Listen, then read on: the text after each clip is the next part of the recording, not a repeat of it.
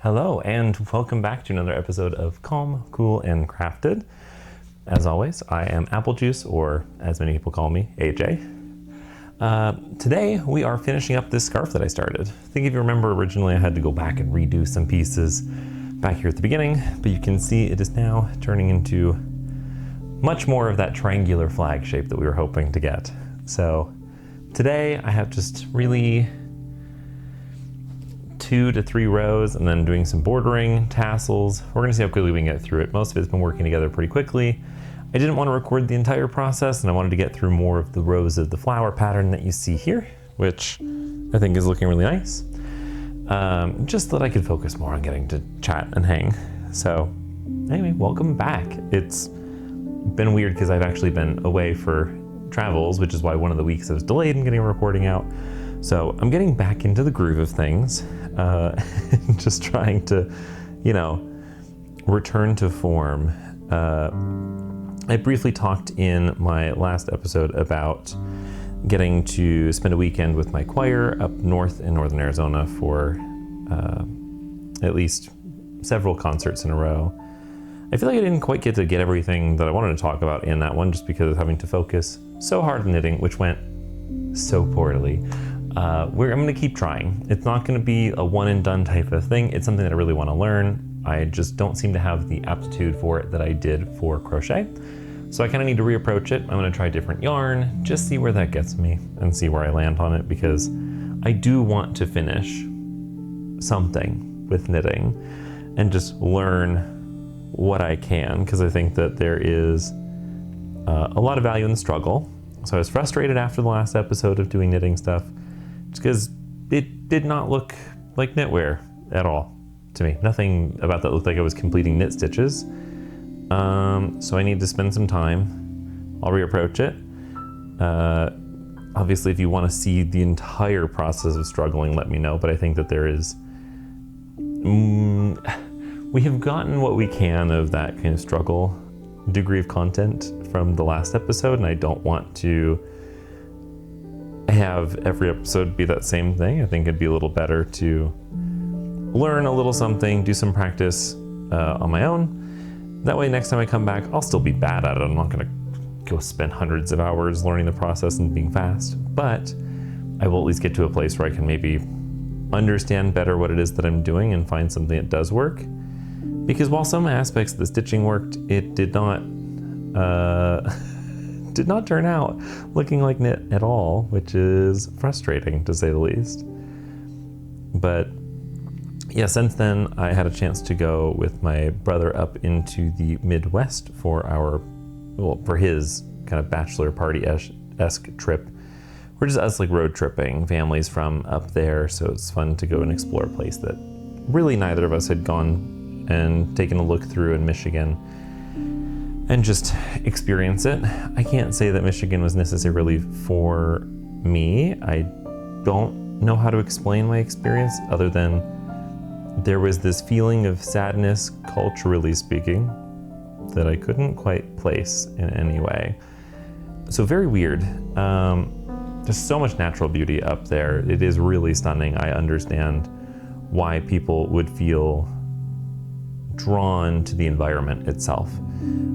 I just don't think it's where I can see myself landing, at least among the Midwest, because I do like good portions of the Midwest, but I don't know that that was my place and my people. So it was very interesting. It was great to get to spend time with my brother, because we'd never actually done our own trip together. We've gotten to like hang and spend time together, but never actually like travel together with the intention of getting to like spend time with one another. Got to drag him to Cedar Point, which as a big coaster guy myself, having been multiple times, very fun to get to bring someone else who has not experienced it but has heard about it for forever, partly from me, but also just from media and other things. So I had a really great time getting to hang out there.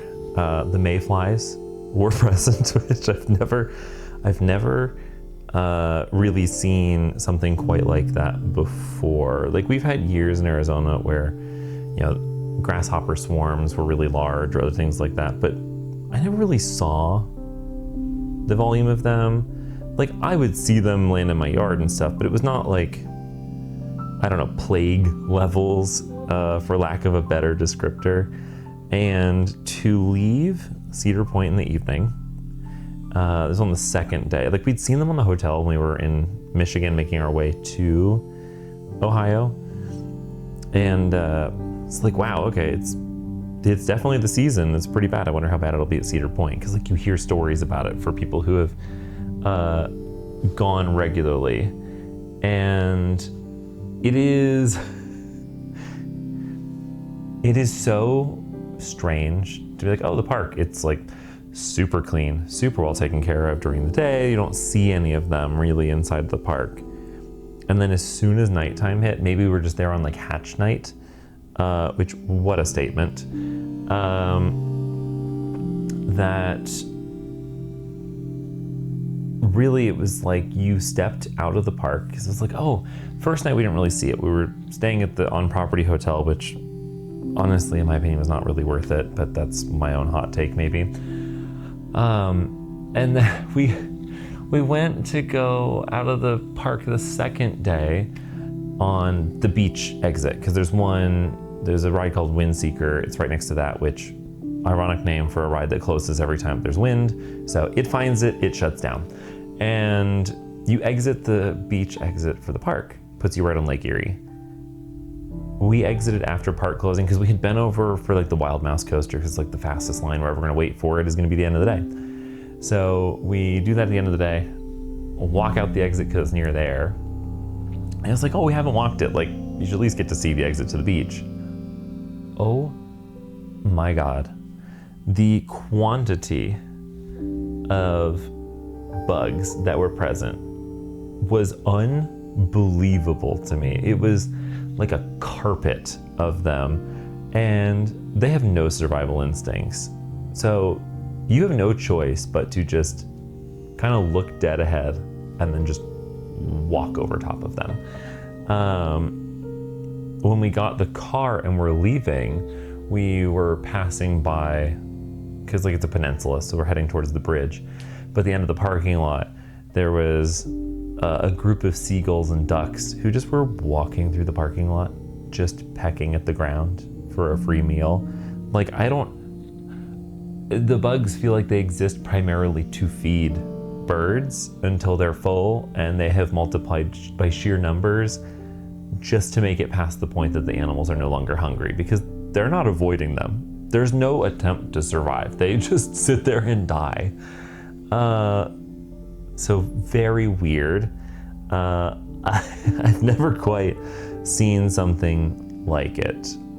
So yeah, what a time, I will say. But Cedar Point, as always, incredible. If you like roller coasters, it is absolutely always worth the effort to get out there, because I understand it is not easy to access Cedar Point, but what an absolute treat to go to that park. It always feels so great to be there.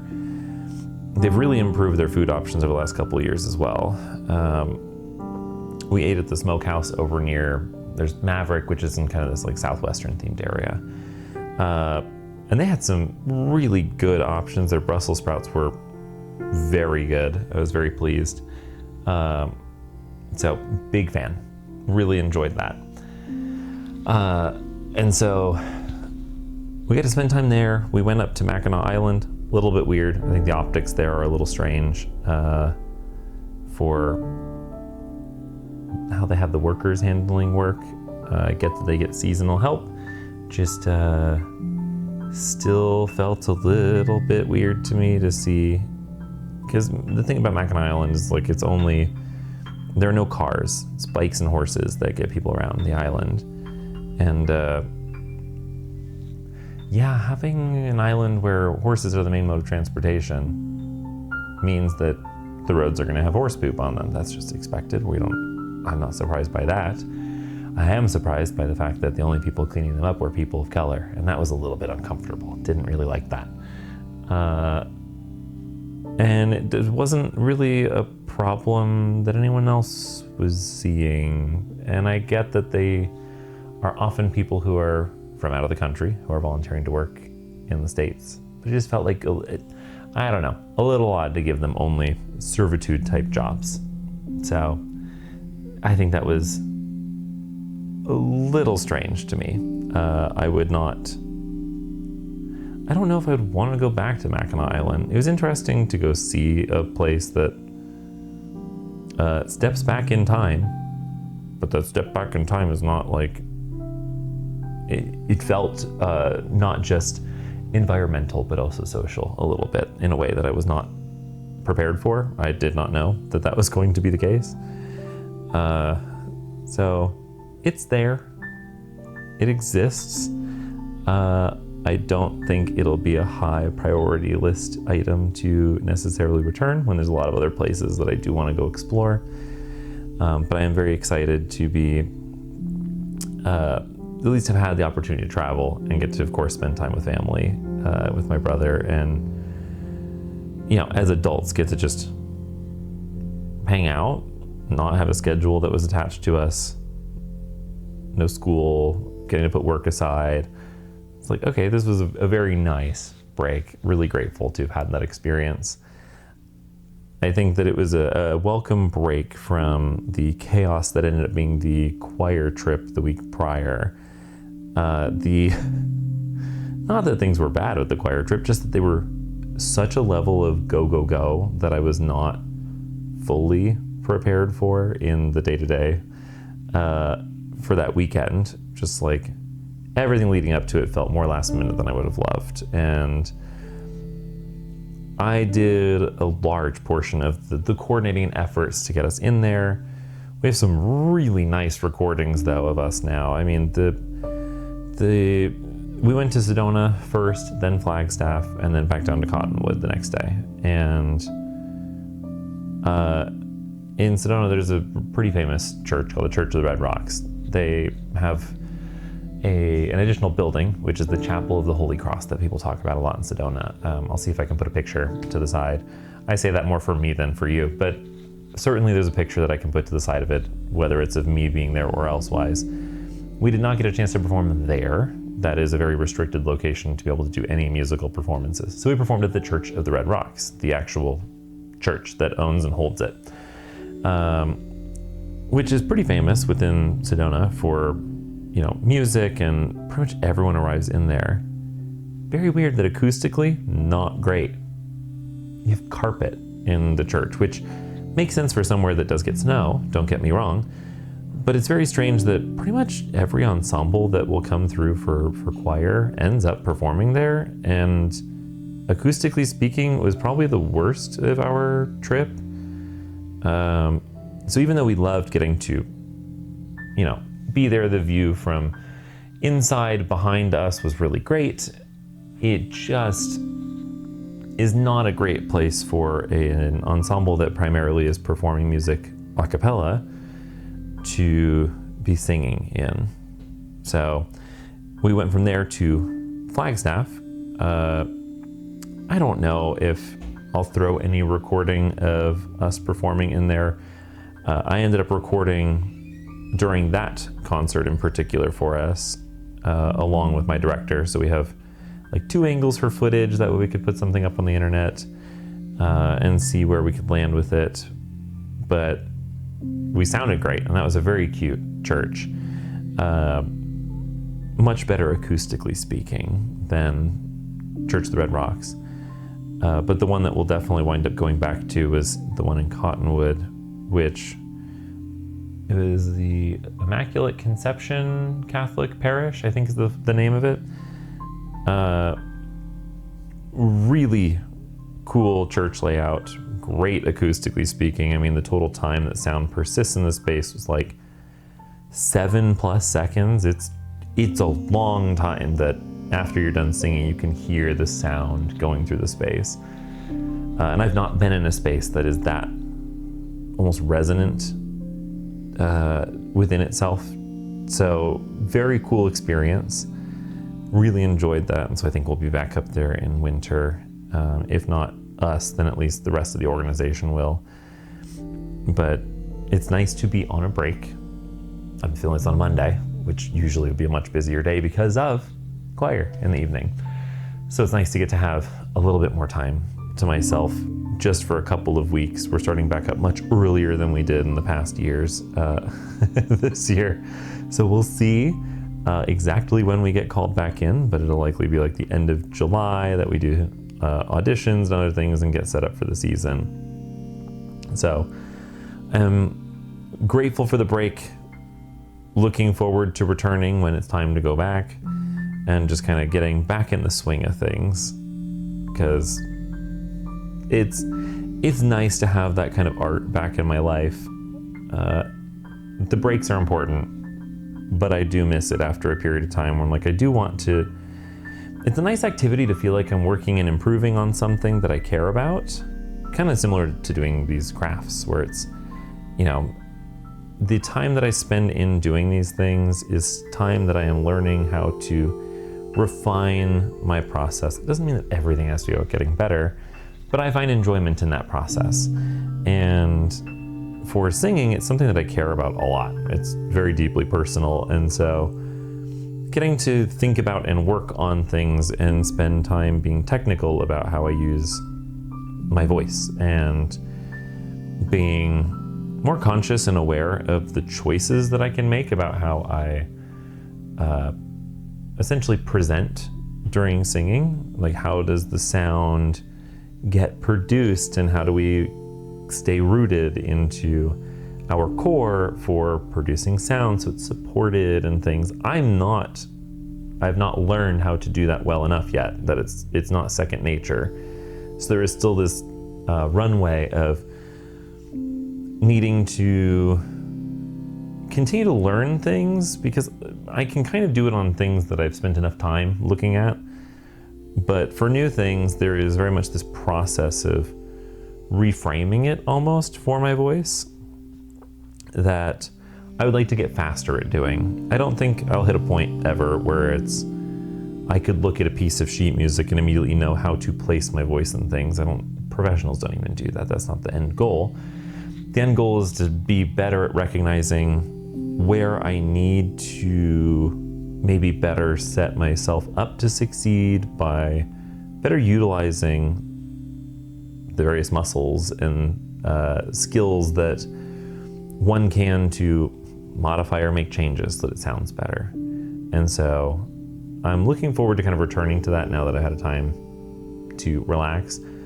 After our Flagstaff concert, though, so Flagstaff, for people who aren't aware, mountain town in Arizona. It's like 2 hours north of Phoenix-ish, depending on where you are in the valley. And it is 7,000 feet in elevation. It is high up. The thing that we were not prepared for was just the level of dehydration that we were going to experience at that concert. It was warm. There's not AC in that church. And just the thinner air makes it, you just go through water. Pretty much all of us, by the end of that concert, our voices were very tired from having to sing for, a little over an hour.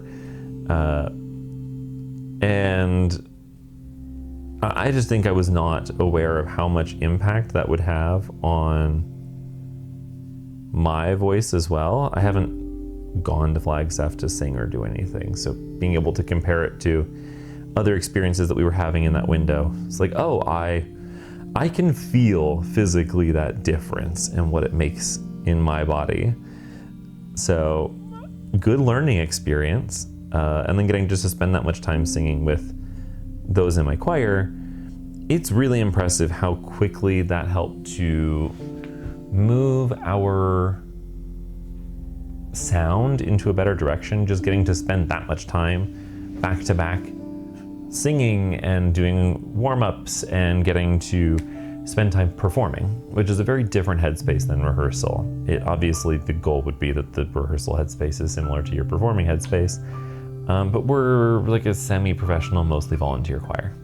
That's just not what people are used to having to do, myself included. And so getting the opportunity to focus on some of those more professional items of just getting better at what it is that we do as a choir was really rewarding. I really liked getting to experience that feeling of getting closer with the ensemble. Just like, oh, you can feel the difference as a singer. Like, oh, I am connecting so much better with the people that I'm singing with. So very, very welcome experience. One that I think that we needed as an ensemble, because really we only started doing our own concerts about 2 years ago. Again, they did some back a while ago, but this has been a new push. I like to say that I probably am one of the main causes for it, just because I am a pushy person. And I wanted to do more. You could feel it in the group that people had the capability to do more, and when asked if they wanted to, people said yes, they want to do more. So that's kind of where we are presently. Glad to have survived the end of the season. Very proud of how we were doing at the end of the season. Some really big highlights from our little Northern Arizona trip for us, because even if Northern Arizona doesn't know who we are, still getting the opportunity to perform in spaces, spend time, regardless of how big or small the audience was, just focusing on sounding good and connecting better with each other as a choir was very worthwhile of an experience. I'm very excited to see where next season goes, because I think that it has set us up in a really good place to be an even stronger season. We've just been getting stronger and stronger, and I think this will be another season where we really see some market improvements. I really could feel out where I was missing out on things. I think other people had that same experience. And so it's nice to just be aware of those things, because all of us want to succeed. We all want everyone else to succeed. And so getting to connect in that sense is really great. Now, hopping back to the pattern. I'm at the very end. Let me just read out my last steps here just to make sure that I end this row correctly before we head into doing our border stitching. So hang on. Okay, yeah, that makes sense. Okay. Yeah, I'm also very excited to have this pattern wrapped up. So it turns out that the player who I'm making this for, her birthday was last Thursday. I have not gotten everyone's birthdays together, because I merely am like the DM adopting these people into a campaign after they had kind of ditched their previous DM for just being a little bit mean as a DM, telling people to take better notes and things. I don't think is an acceptable response, unless you really want to play that nitty gritty, but that's not what they were there for. So anyway, learned that it was her birthday this last Thursday, and we didn't have a D&D session on Thursday. So this next Thursday, I will have this done, and we're gonna hand that off. So we've just finished our last row here. So the pattern recommends to see single crochet evenly around the shawl, just to create a border, help hold it in place. I'll end up blocking it, but I'm still going to do the bordering of this, which means I have to do it in multiple colors. And then I'm going to add the tassels. I'll block it with the tassels on. It's fine. Is it ideal? Probably not. I don't know, maybe. But I do want to make sure that the shape is loose. I mean, it's cotton. It doesn't need a ton, but I do want it just to feel as light and flowy as possible, and hopefully hold these flower shapes in place. So let's fasten off here, and I'm just going to leave the tail. So we're going to cut it off here. And then we're going to pull this through to create our little knot. And then I'm just going to stitch this tail down when I come around with the single crochets. But this is now our scarf. So I felt like it would be nice to actually show you all a completed product, because I feel like I haven't really done that in a video. So we're gonna work our way towards that today as quickly as I can. But we're gonna wear it this way. And that way it sits around, and we'll have the tassels off these ends, and then a tassel down here. This is going to be the mixed colored one. And then even though this is the green end, I'm debating whether I put yellow or green at the end of this one. So I might create the tassels and temporarily pin them rather than stitching them on, just to see if I like having the yellow line up more to the yellow side, or keep it contrasting with green, keep the yellow on the yellow end, and then have the mixed one in the middle, just because that may sit more like this, depending on where she decides to wear it to. So we're gonna find out. So let's go ahead and start our border. So what I'm gonna do, I realize I didn't grab my green yarn. So I may cut here to grab that, because even if I start in the yellow section, I'm going to have to switch colors at some point along the way.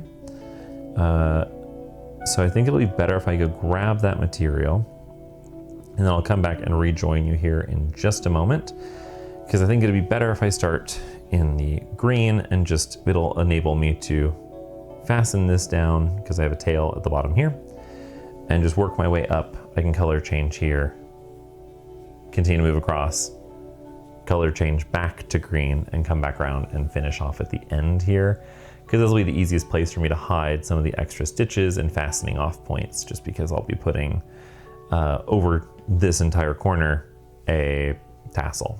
So I'll pause. We'll be right back. Okay, grab my green.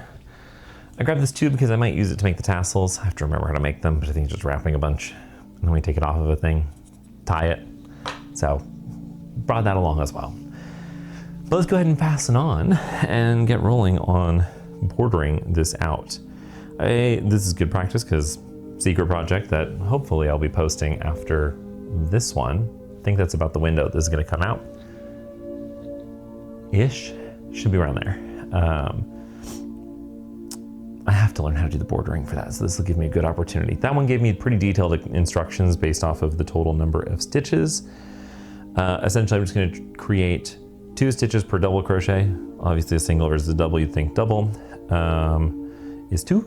So I'm going to border with that kind of mentality. So we're just going to start by creating our little slip knot, and then we'll jump on in. Wow, this slip knot is very slippy.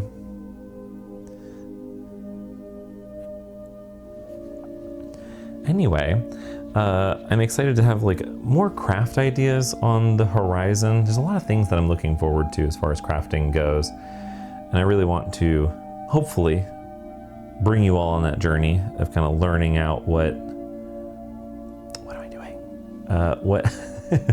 What things it is that I want to learn. Obviously, if seeing ends of projects is something that you care about a lot, let me know. I'm certainly happy to prioritize that type of thing. It's tough for me to figure out exactly where things fall in terms of interest, because a lot of this is just the process, and I'm like learning to do things myself along the way. And I am not that anyone would assume that I am a YouTube expert, but I'm still learning this process too, of like, what does this look like? I think I posted my first short last week about writing letters and getting those out of the mail for the flower pressing project, which I'm so happy with how those turned out. My friends really loved getting to receive them. I'm just so glad that I got to share a project with a lot of people, and I think it's something that I am really valuing in that work. That is a double crochet, AJ. Let's not do that. And so having more things like that, I think, would be something that I would have an interest in. There's more jewelry making and glass making things that I want to work on. I don't exactly, and by glass making I specifically mean, there's, what is it, P90 or POE? COE, coefficient of energy for how you break it down. So I needed to buy some glass that was like COE 90 and 96 for like the microwave kiln thingy, which I don't think I'm gonna make anything fancy, but I did want to at least try and make stuff using it, you know, like we're gonna just make the most of this thing that I have. Why not? And I'm curious to see if I can make anything particularly interesting or fanciful with it, just for the sake of trying, you know? So I'm looking forward to that. I do want to still learn more skills. At some point I want to take a pottery class. Gen Con is coming up in about, what are we at, 3 weeks? Which I'm very excited to take some crafting classes. I'm gonna see what I can do to record bits and pieces during that. It will be a voiced over after video, and potentially that'll do better, I don't know. Just being able to see a process and not have me distracted the whole time that I'm doing it, which slows me down a fair bit. Not that everything is like has to go fast, but you get the idea. And so I'm excited to learn more things about the jewelry making side of the world while I'm up there. I definitely have some at least vague ideas of what it is that I'd like to do while I'm there. So I'm looking forward to that and getting just to see friends. I'm still trying to find more things in Phoenix that I can kind of participate in. So there's some drop-in art, studio art space, like things that are free in downtown. There's one off of Roosevelt. I'm forgetting the exact name. I know it starts with Re, like R-E. I just don't remember exactly what the name of it is, but it's like a hotel that has a maker space at the bottom of it. I think it's like Refoundry or something. Their windows of time for studio time that are available for artists just to come in and socialize is a little bit limited. They're like during the week at somewhat oddball of hours, but if I can swing it, I do want to see if I can stop in and just get the chance to meet people, like go hang out with other artists and just enjoy the space and see what other things I might be able to learn. I did really want to do a piece using just running stitches, which kind of ties back into my goal of returning to embroidery. These kind of in progress projects hitting the point where they're wrapping up is going to really open up the opportunity for me to start doing some of those other skills again, because ever since I made that first video of embroidery, I haven't returned to it. I just haven't had time. So once those things are kind of off the plate, that I can return to those activities and spend some time just getting to invest in myself and learning the activities that I'm interested in again, I think it'll be really great to get to see where that can take me. Because I really loved, and another note for me, I'll see if I can find a handle for him, but there is a guy on Instagram who he had a cancer diagnosis, and during his time going through the various therapies and treatments, decided to start doing like a running stitch jacket and was doing other handiwork projects. So inspirational of things that he was doing. Really loved the design choices that he was making as well. So I'm very interested in seeing if I can find my own approach into those, because my lord, it was such a stunning jacket. Really, really impressive and inspirational. I just think it'd be nice to, again, continue to find ways to mix up my fashion. A lot of fabric I need to get to as well for sewing. So I have plenty that I can use there just to kind of make my way through things, hopefully free up some storage space in my house too, because good lord, the amount of storage space that is consumed by fabric and yarn in this household is so much higher than I would like it to be. When the weather cools down, I do want to briefly poke in at acrylic pour painting again. That's more because I want to create some wall art for my office space. Like, I don't know exactly what to call that besides an office in my house. It's where I recorded my embroidery video. So that room in particular, above that couch, I would like to create some art. I think acrylic pour painting would be nice in that space because everything is so structured that it needs a little bit of just abstract coloring in it. So I think that would be a nice direction to go. I have the materials for it. I don't think it's a craft that I'm gonna want to do as like a long-term mainstay within my life, but I have the materials for it and I'd like to just give it another try. I have enough things now to hopefully correctly create the various cells that should be showing up when you do acrylic pour painting, that would form from bubbles. So I've got, I think, everything that I'm going to need to get for it.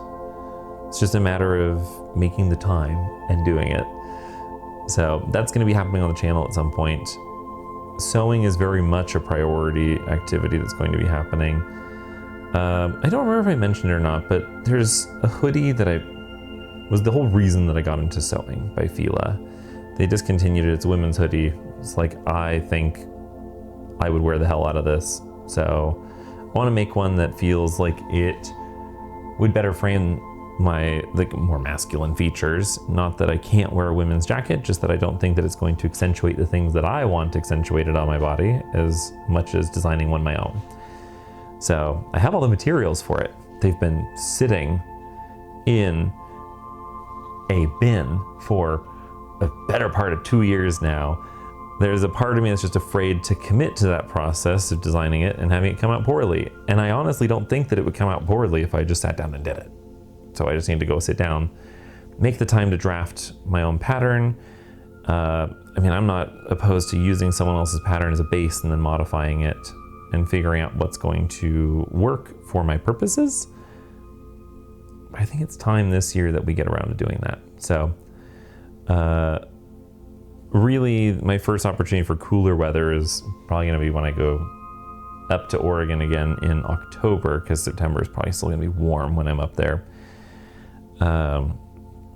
So going to do what I can ahead of then to poke at that. I certainly do not have time to get cosplay things done this year for Gen Con. So that's not going to be happening this year, but I do think it'd be fun for next year to consider going to some more conventions, look at doing more costuming. I'll probably go to the Universal Fan Fest nights again next year because it's such a great time. Highly recommend it. And just kind of figure out some creative outlets. Like, I have 5 yards of jacquard fabric. I don't know what I'm going to use it for. I bought it for a project that some friends and I were supposed to do formal wear as the various heads of Tiamat. And then it shifted to casual wear after I had already ordered the stuff, and about a week later got the message. So a big box of fabric arrived at my place. I'm like, now I have nothing I can do with it for this current project. So I want to find some different things that I could use it for. I was like debating if I made a corset for myself, just because I'd be interested in trying to learn. A completely different skill set than anything I've approached in sewing before. So that's there's a difficulty curve in that. I don't have anything to attach grommets with presently, so I need to get something to attach grommets for all the lacing. But I do think it would be very fun to consider making something like that. But that would not get through 5 yards of fabric. That would probably get through 1.5 to 2 yards of fabric. So for that in particular, trying to figure out if there is maybe a better use of that I can come up with. And I'm hoping that I can figure out what that should be, because I want to get through more of my fabric stores that I have. So we're gonna do more sewing projects on this channel, considering I've done none, so more is literally anything. But it is going to be a more regular activity than what I have been doing before. I think that I don't know what makes the most sense, if like maybe on a monthly basis we try something new, and then we kind of have sewing, crochet, embroidery, or knitting, like kind of a mix of these 4 activities as regular kind of mainstay activities, and then having a regular, we are mixing it up type of video where I am trying to learn something new. There is not an unlimited amount of crafts, but there's a lot. There's a lot of crafts out in the world. I don't need to know everything, but I do want to know more than what I do presently. And so getting to do things like Sachiko, where you're creating some nice patterning on existing clothing pieces and just add some style and flourish. Hell, I'd like to learn painting at some point, not just acrylic pour painting, but just try it for the sake of trying it. I still would like to do more with flower pressing, just because, well, maybe it's an excuse to do more of like a chit-chatty, relaxed vlog where I go on a walk. Take y'all with me while I go grab a couple flowers. I don't want to take so many, but you know, when flowers are back in bloom in Phoenix, we're kind of at the end of the bloom cycle of our first blooms in the valley as we enter July. And from here, it's a little bit quieter until we start to reach like the end of summer. It's not zero, but it is lower. So I'd like to make use of that. If people are interested in gardening related content, I'm going to be restarting my garden this year. It just feels a little bit further outside of the realm of crafting and whatnot, but I don't know. I might still do it just to see if people enjoy it. And if they don't, that's okay. It's something I'm still going to do for me because I want to grow more of my own food again. I miss having that availability at my place. It just felt fun and kind of celebratory of getting to raise your own vegetables at home. It's a really rewarding feeling. So I'll get to do that this fall. That's like in a month that I actually need to start doing that. So I need to get soil amend and get to work on that stuff because it's not going to happen on its own. I really wish it would, but it won't. So I need to put in time to get that all situated and ready for planting, because if I want to plant things like tomatoes, those have to happen like late August. You can do it in September, just that I want to give it the best possible chance at growing as big as they can. So I need to fix some of my like water line items for my drip system for the garden if I'm going to do that. Grow some like potatoes, some onions and other things like that just to have to hand. But indeterminate tomato varieties like early girl are absolutely at the top of my list. As a person who doesn't love tomatoes, fresh tomatoes are something else. They're really excellent. It's something where I feel like people tell you that it makes a big difference and you aren't really, without experiencing it, it doesn't seem like a legitimate thing. But it is a very big difference. And I would like to have that back in my kitchen of just having, actually good, fresh vegetables straight out of the garden. Okay, so we've made it now to our color change point. I probably can squeeze in like one more stitch here just to get that situated. So for this, I'm gonna see if I can do this as smoothly as possible. There's a couple different ideas on how to do color changes. I am being very lazy about this, so forgive me, for I know that there are options where you can choose different loops to go into to better blend the color setup to hide it more that you've shifted. I just don't feel like this pattern needs it. Some patterns I feel like it matters. This, I don't think that it does. It doesn't feel as critical to me.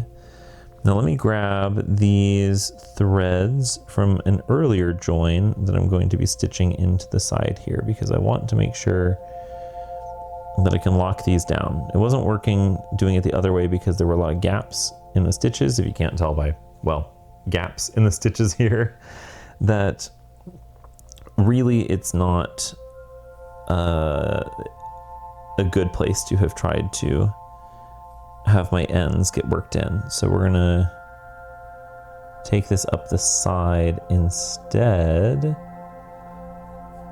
That way I can keep them safe. So I created a slip knot on the end of this yellow thread. We're going to enter the stitch and then we're going to pull that through with our stitch. So let's get into the stitch first and we're gonna grab what we need here. Good. Take this. And then we're gonna pull this through. And then we're gonna yarn over and pull through that to at least start our process of locking in all these stitches. It's, again, not perfect, but for the purposes of this pattern, I think it is more than acceptable as a solution. And so now we're going to take all the tails that I have. This is so not a graceful solution. And we're going to stitch them down by continuing to single crochet right on top of all of these. It'll be a little bit visible. If I wanted to, I would weave in all of these ends and whatnot. But again, this was made just for like a little D&D gift. If I hate it, I will just take a needle and remove. I can pull them back through this section to then stitch them back down. But for now, we're gonna see where that leads us. And if I hate it, we'll redo it. Okay. Had to make sure the camera was refreshed because still learning about how long it lasts, and I have not gotten to a point where I can feel that 30-minute window just yet. Maybe someday I'll end up spending more and getting a fancier camera. I bought this one like before my first big coaster road trip, actually, just so that I could take photos along the way. And I've made great use of this camera, but for the purposes of video recording, maybe there's a better choice out there than this that doesn't have a restriction on the live view window that I could be casting, or like capturing, I guess more specifically, the video feed from. Oh, anyway, where were we? I mean, I guess just listing out crafts and things that I'm interested in doing. There is so much in the world of crafting that I think is exciting that people do and explore. I mean, I haven't even made really plushies using crochet, and I think that's something that I would like to learn how to do. It's just getting to make some stuffed animals. My best friends have a young child.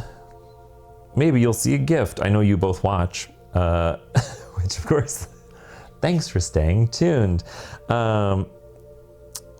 But maybe that's the sign that you should text me what animal is her favorite for her birthday next year as we near that window, and I can put something together. Because let's be real, the surprise is for her. For you guys, I'm like, you're the adults. I make surprises for you guys separately, and you'll never know about them until it happens. It'll be too late. That way you can't say no. But for her, I know you won't say no to me making something for her. So send me a message. You know what to do. But if there are other things that people have an interest in seeing me work on, whether it's crafts, things you want to hear me talk about, because let's be real, I am just a certified yapper. That is what I'm here to do. This is my day-to-day life and existence with me. You're just getting to hear what goes on in my head most of the time. Obviously, I'm trying to like make sure I come up with things to talk about with you all. My life has enough going on that usually I don't need to look terribly far to find it when I'm just talking about things once a week. If we were doing videos more frequently, we'd probably be having a different discussion, but I am fortunate enough to be quite busy in my life. So with all that said, would love to hear from you all on things that you would like to see done on this channel. I am very excited just to keep learning things. I'm always looking for more crafts. I think that stash busting is one of the things that I kind of want to work on, just as a personal item thing of getting more storage space back in my house by using things that I already own.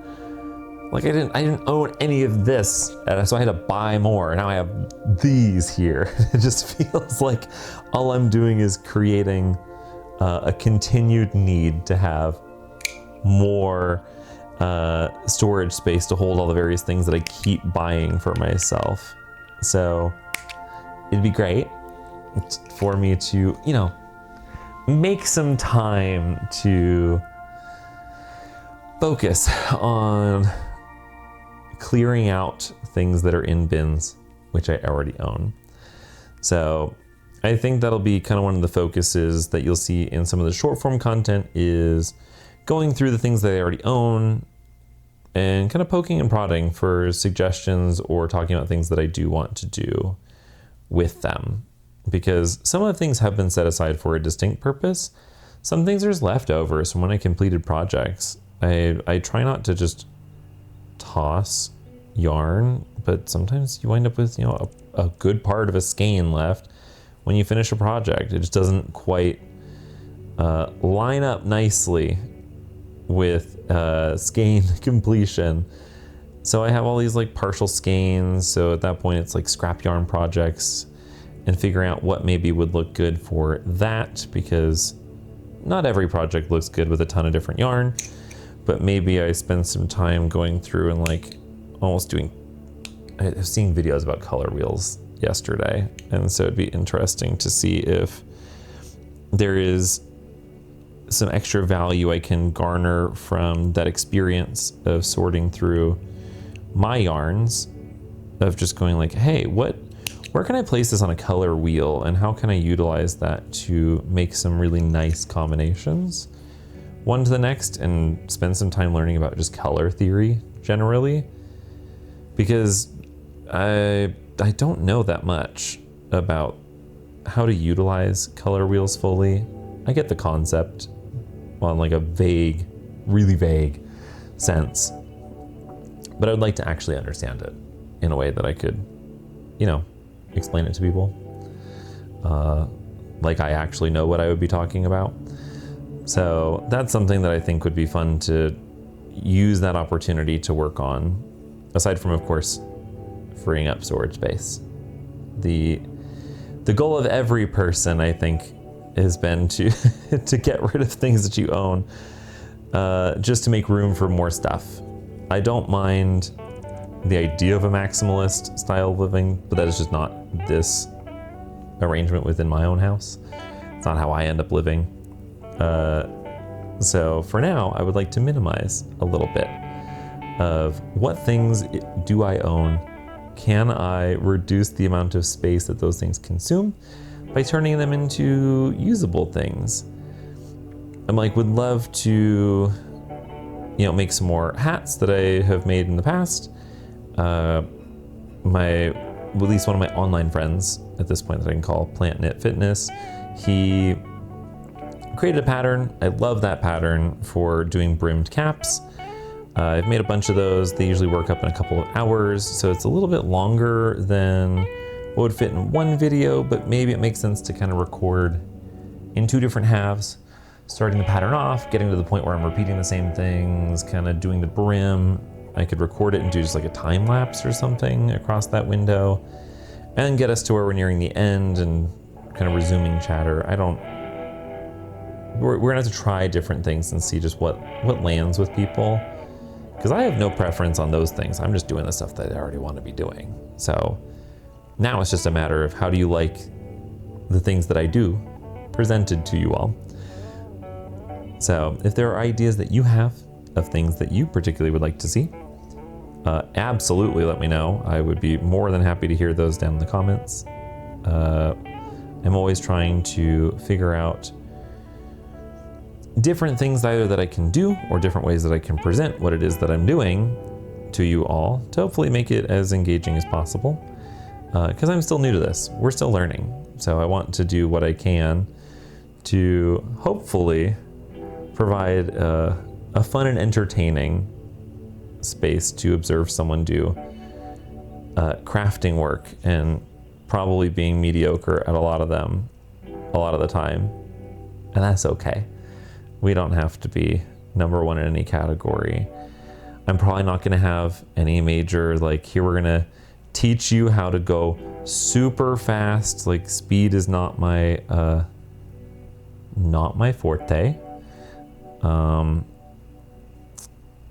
So it's just about getting to just enjoy the ride. And that's what we're here to do, is just enjoy what it is that we've got. Now for corners, it doesn't say in the pattern what to do. I am just doing 3 single crochets in the corner, just that I'm kind of building it around gives enough of an increase in the corner to then kind of force it to the side and maybe have it look natural. And reinforce it best as I can, because corners they always feel weak to me compared to the rest of the garment, that little stitches put together. So we'll say going through the top is so much nicer because at least I have clear stitches to be working with. So I really appreciate that, if anything.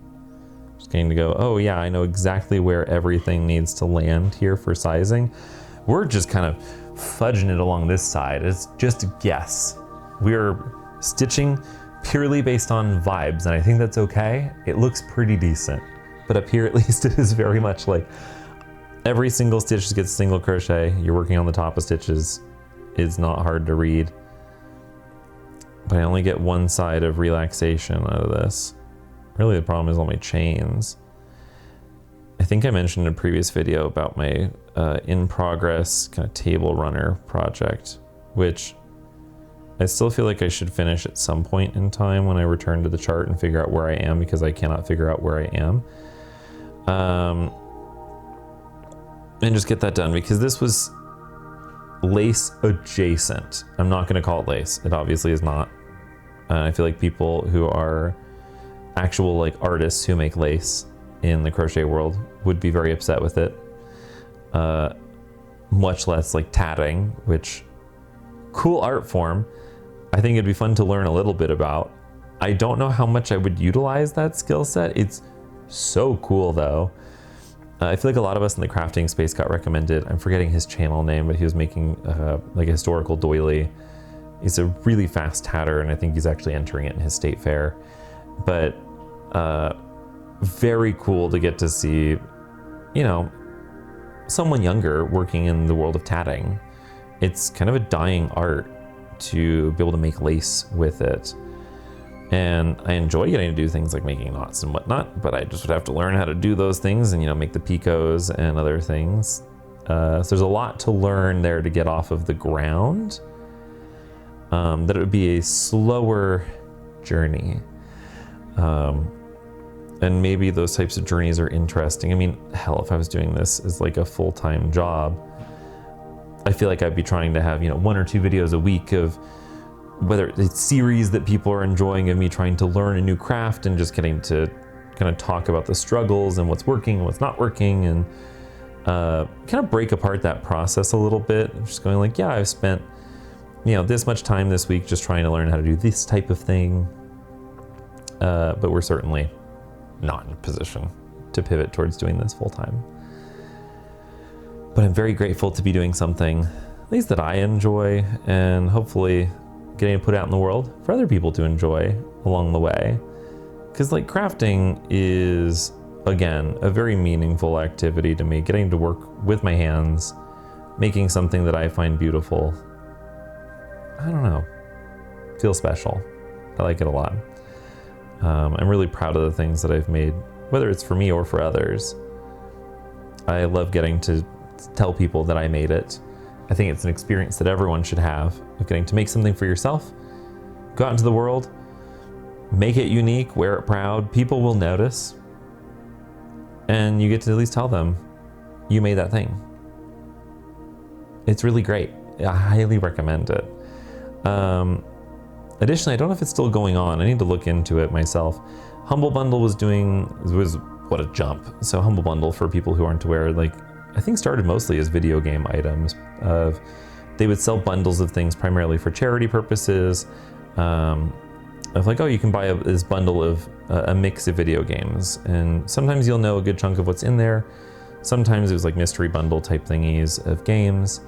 Right now, though, they're putting on a deal, and I need to look into it, for digital copies of books on like sewing, embroidery, other crafts and things. It was like a cosplay bundle that was going on, and I think it was about, I don't know, 12 or 18 bucks for dozens and dozens of books.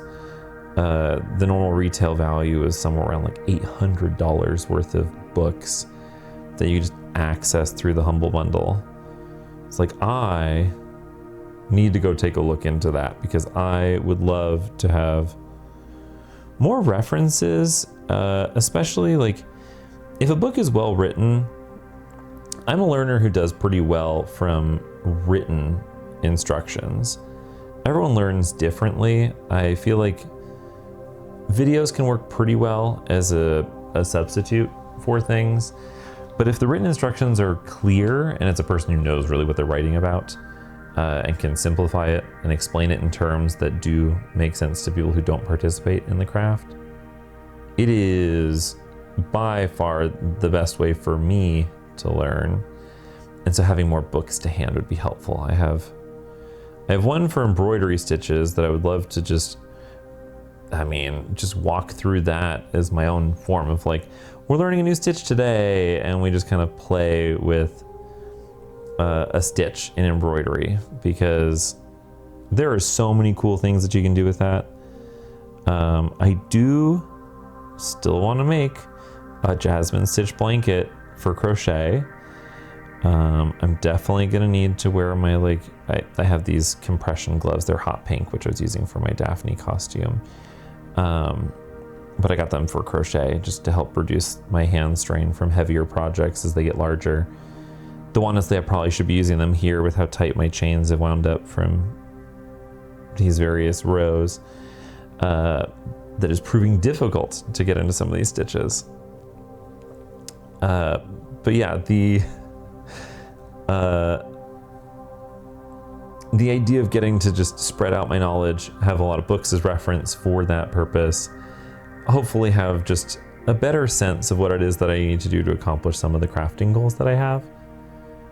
What a treat. Like, I would be over the moon just to have more to hand for that purpose. So if it's still going on, check out the Humble Bundle. They've had crafting stuff going on this summer apparently. So I don't know exactly what will be there when this gets uploaded, but I encourage that you go take a look if you're interested in potentially picking up crafts. Maybe a craft that you're interested in will end up having a week where you can get some professional materials to use as reference for your learning, because that stuff is so valuable, and getting to own it is also nice, as opposed to, like, even though it's digital, they are digital files of the actual material, so you would at least own it, not just be, I would almost say leasing it, but having digital access to a copy that could be revoked or changed at some point in the future. So you can store them on your own systems and keep them. And to me that matters, especially when, so much has been moving away from physical media. Like, I miss owning the things that I bought. A lot of people do. There's so much discussion about it, especially in the world of like video games and other places. It has been such a hot topic, because I think, what was it, about a week ago, PlayStation 5 announced that they're no longer going to, well, the PlayStation, Sony, announced they're no longer going to be supporting physical media in their releases. Just like the ability to own the things that you have purchased continues to decrease. Lots of it is software as a service, where we don't actually get the opportunity to control the media which we have purchased, because we're just leasing it from them. So really nice when you get that chance to own something. Let's see, how are we doing? I think so far this border is coming around nicely. We're definitely getting more structure, which is why it's going to be important to block. It is astounding to me how blocking can impact things. The pattern specifically says to lightly block. I don't know exactly what that means. I assume it just means not stretching too hard. Because this is mercerized cotton, I don't even think there's that much that I can do. I just want to focus on keeping the edge that is longest stretched taut, so that it creates more of a straight line as best as I can. Because the side that did not have the increases, because this pattern, if you remember, each other row that was odd numbered would end with an increase of 3. So that's how we're having a straight row over here, but on this other side over here, it continues to increase. Is every time that we're doing a row that ends over here, we're adding 3 stitches at the end of it, or I guess adding 2. And then we just reinforce that on the next row when we head back. So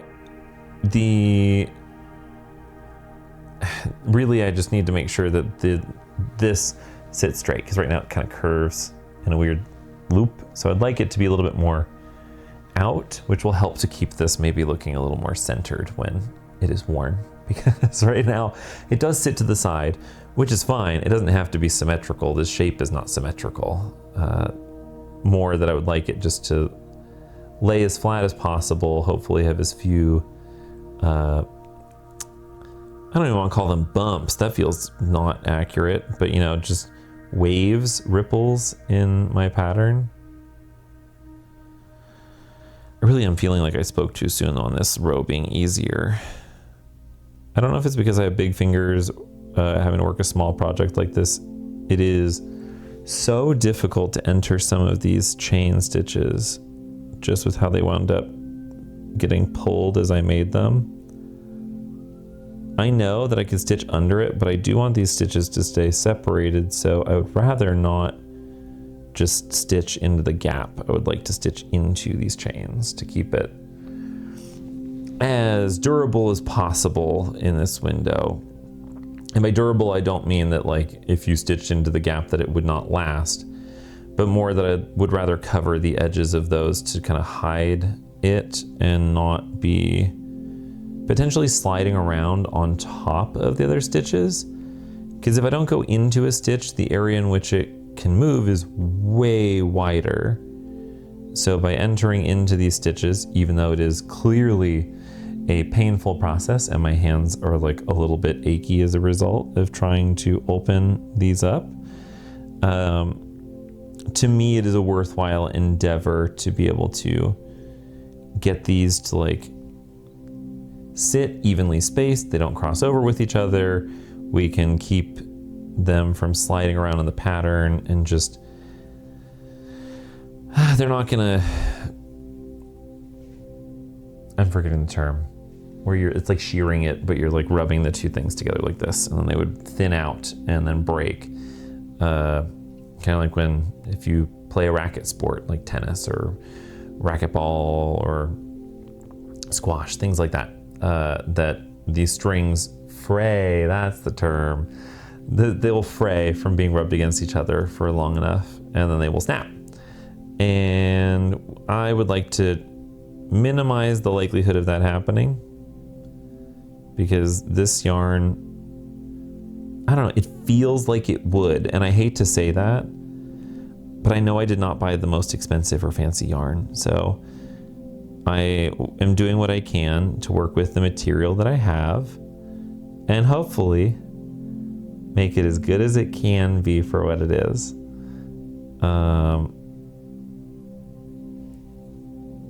But yeah, that's kind of the end of that process.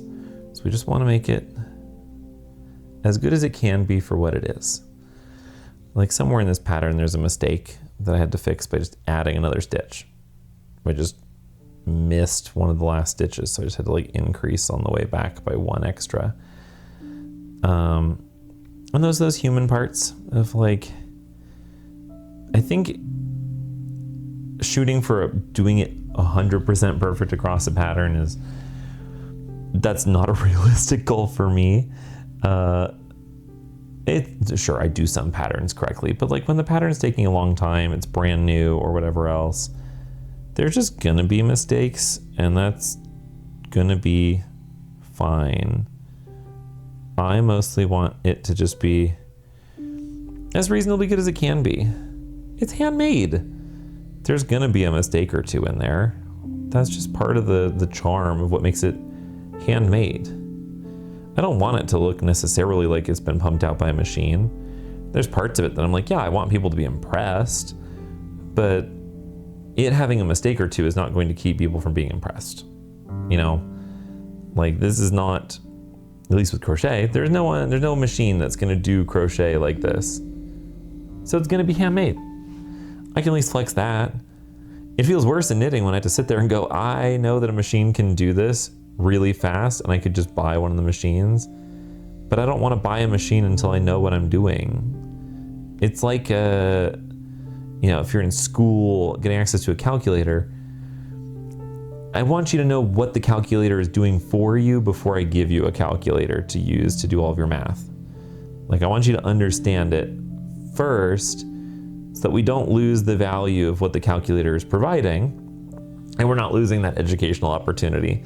And that's kind of what I feel like I'm doing to myself with knitting. Of like, I'm not saying I wouldn't use a knitting machine, but I think there is a lot of value in spending that time and getting to know the process, understand what choices are being made and why, and how they relate to a pattern.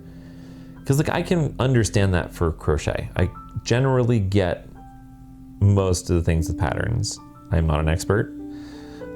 Do not want to claim that I am an expert, but I do at least, I have spent enough time in it to say that I do understand why we are making certain choices in our pattern making process for crochet.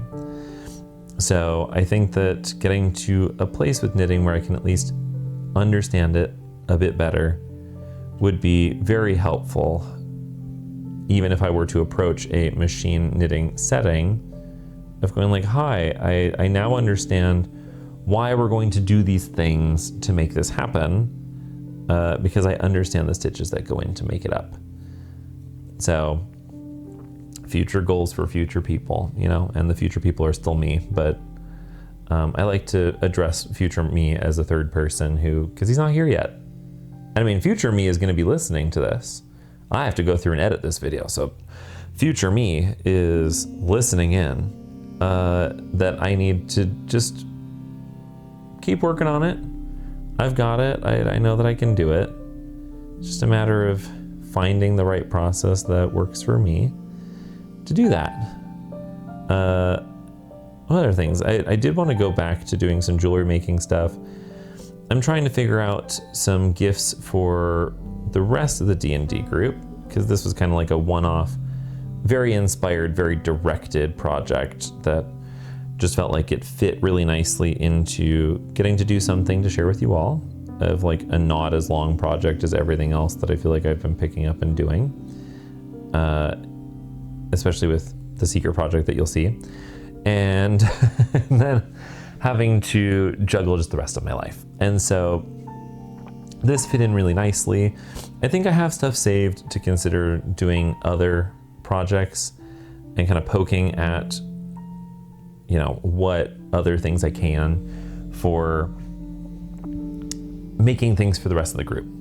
Because we are, I don't want to even say that we're quickly approaching holidays, but we kind of are. Like, I know that the amount of time that I actually have to work on those types of things is more limited. I have a lot of things going on, and when choir season starts back up and I'm juggling, 2 D&D groups and trying to roll through what I can, it's not easy to have to,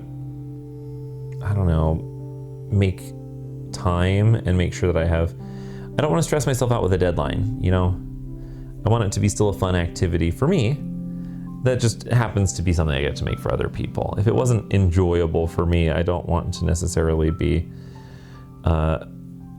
putting my nose to the grindstone and trying to almost force it to happen. That's not where I'm able to stay creative. I really respect people who are able to approach that type of a headspace and find that type of a challenge of being pressed in that way while having to be creative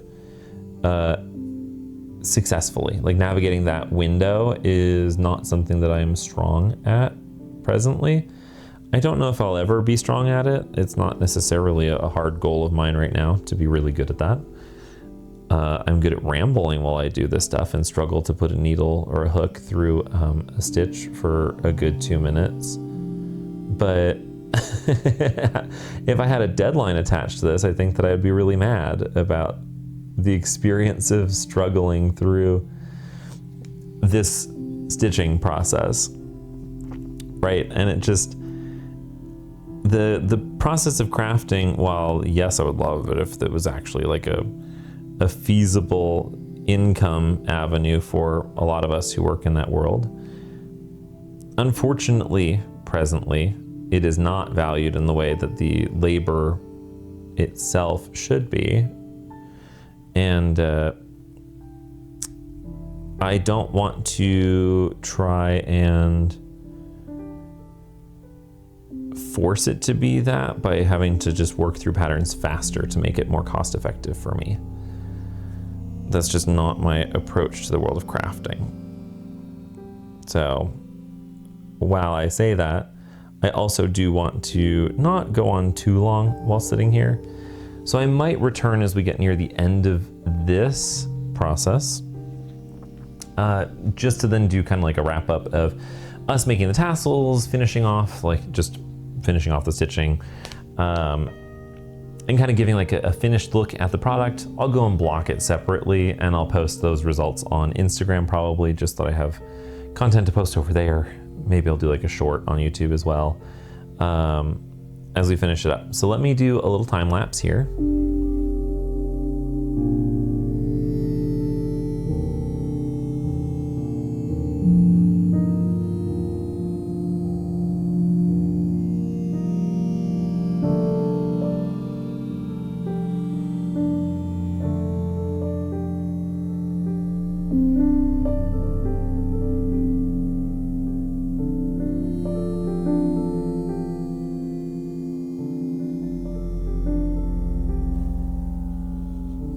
Okay.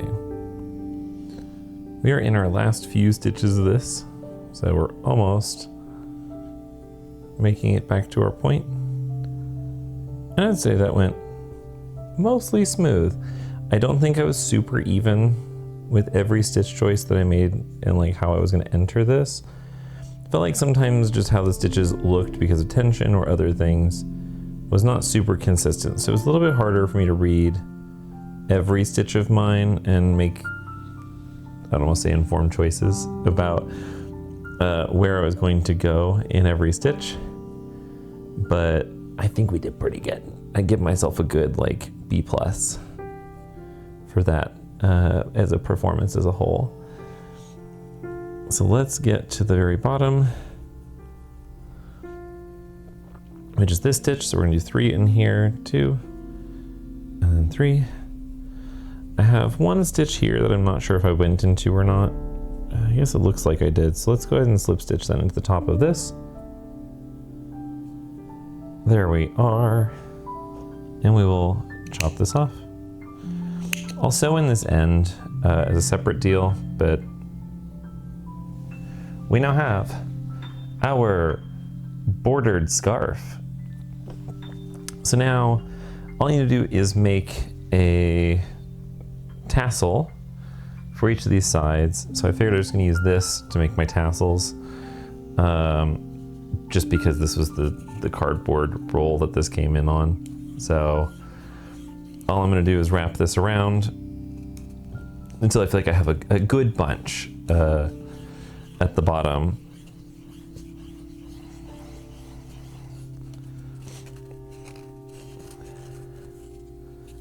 And I don't know how long I want these to be, so these are going to be longer than what I want them to be.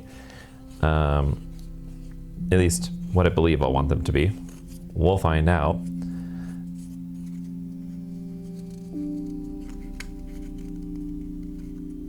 Perfect.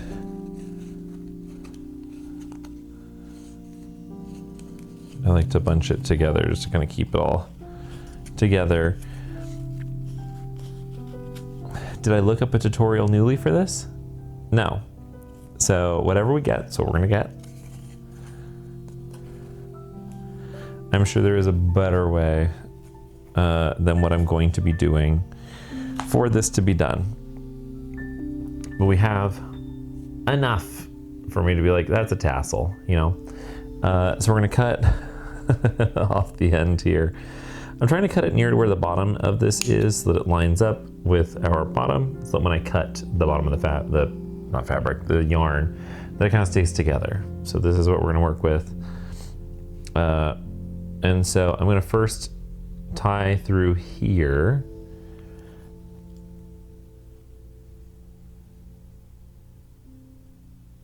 Just like this.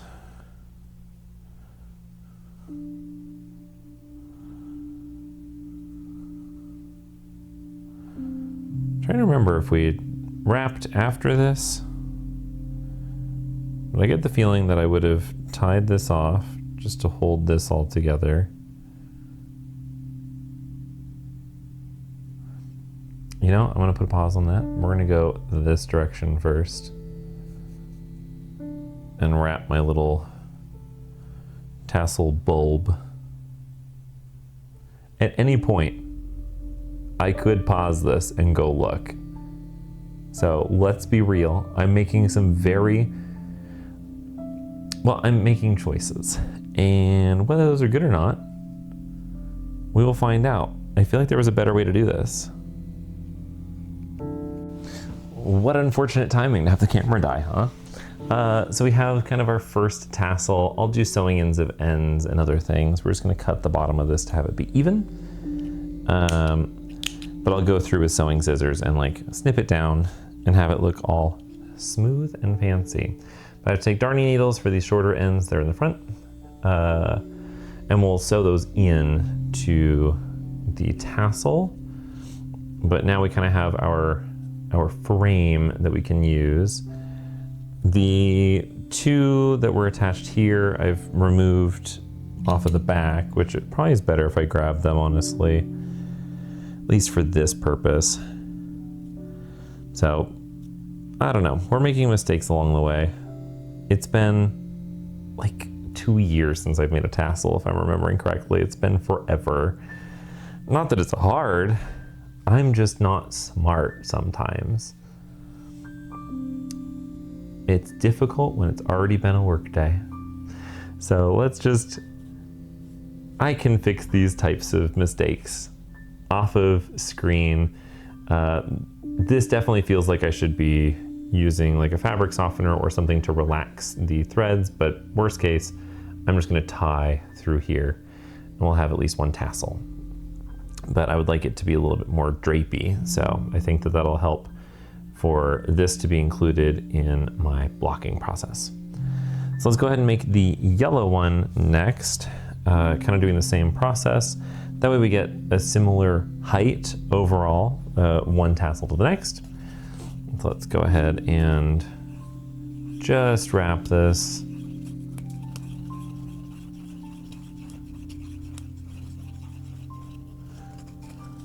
I think that'll get us a good enough tassel.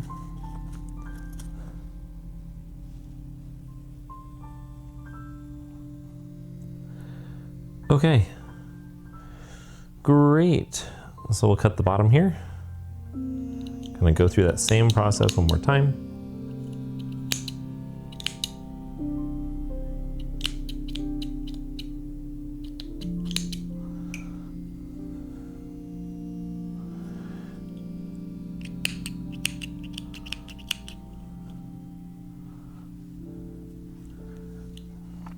And we're gonna cut that off. We'll cut a nice section of yarn for this tie. So we'll fold it in half. I'm just gonna tie it right in the middle. Because last time I did not give myself anything to attach it to the fabric with. So this time we're gonna see if we have learned from our last tassel moments ago. Will the long-term and short-term memory cooperate? Is the real question.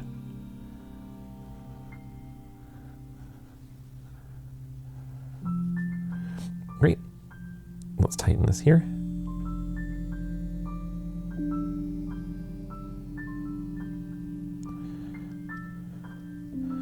Perfect.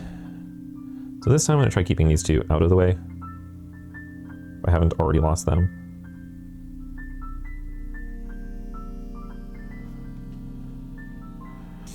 I'm just going to tie them in a knot to keep a loop going that I can keep track of. So we'll hold that up here. I'm just going to tie a knot up top.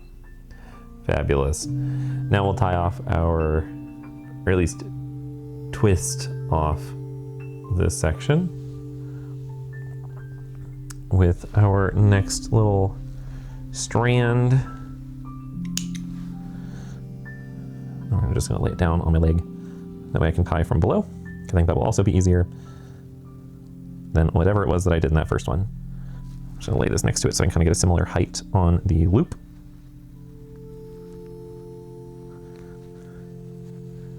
Excellent. We'll double knot that.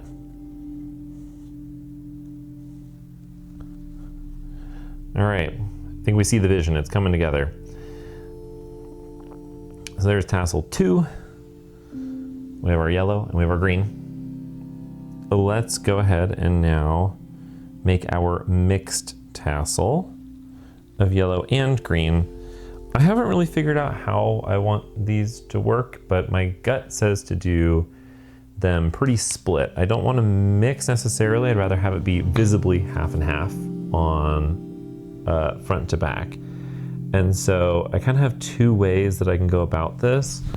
I have, well, is there really? I don't think there is. So let's just go ahead and we're gonna wrap them next to each other, and we're just gonna do like a vertically split one. So to keep it around the same size, I'm kind of vaguely counting how many times I've gone around. That way I can try and keep these similar in size. So let's add our green next to it.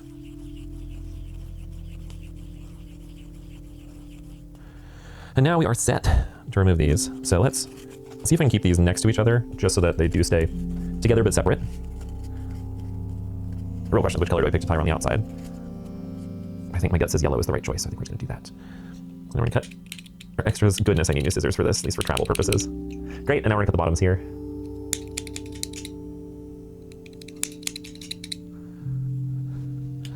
Okay, same process. So I think I'm gonna pick green for the top loop, yellow for the bottom one, just to kind of keep the idea of mixing these up best as I can. I think it's more interesting to continue to emphasize the 2 colors coming together as one to keep fitting in that theme. Because if we don't forget, this is the idea being that these were 2 separate scarves that were sewn together. Obviously we did not make them that way, but it's for the D&D lore that that is the lore of how this scarf came into existence. So I want to kind of keep that theme present in the choices that I'm making. So there's our halfway mark for green. Let's just tie a knot up top, just like we did last time, to hold it separate. At least makes my life slightly easier, despite my struggles to keep things together. I don't know how other people who have larger hands do some of these crafts with smaller items, but I'm telling you, not easy. I wish this was a simpler process for me, but it's not. Okay, great. And now we're going to tie our yellow around. Get another room. I think we'll just cut this to make this simpler.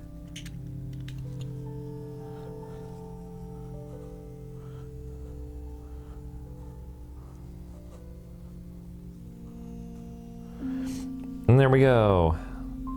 Great. And there's our idea. We have kind of a vertically split design. I would like them to kind of have outwardly this clear line between green and yellow. I'll orient it on the finished piece, hopefully, so that the green side faces towards where green was, and yellow is towards, well, it'll be in the middle of the yellow side, but more the side that the yellow has finished on. That way we can have like some just nice looking little finished tassels onto the end of this project. But for today, I think that's what we're gonna call it. I'll put the completed project over on a YouTube short, and I think on the Insta page. So I'll put something together for that. That way you are not left out. So that'll be the teaser content that'll remind you to go watch. We'll be showing the completed item.